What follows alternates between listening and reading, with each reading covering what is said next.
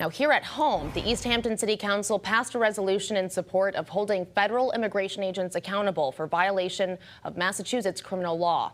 The resolution is similar to those adopted by Northampton and Amherst, calling on state and local officials to take more drastic measures to protect the Commonwealth, including investigating ICE encounters. During Wednesday's meeting, Easthampton Council members read through key provisions of the resolution, mainly centered on condemning the, quote, unconstitutional actions of President Trump, his appointees, and federal agents, attacking Bay Staters for their perceived race or ethnicity.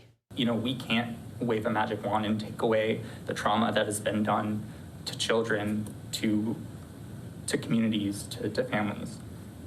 But what we can do is we can encourage our government to hold people accountable, to say no one is above the law, and to push back on this assertion that these agents have immunity to run rampant in our communities.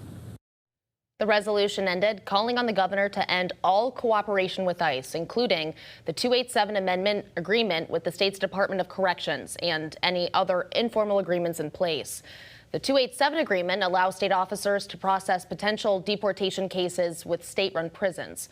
A copy of this resolution is being sent to the governor's administration, the state attorney general, and the Northwestern District Attorney.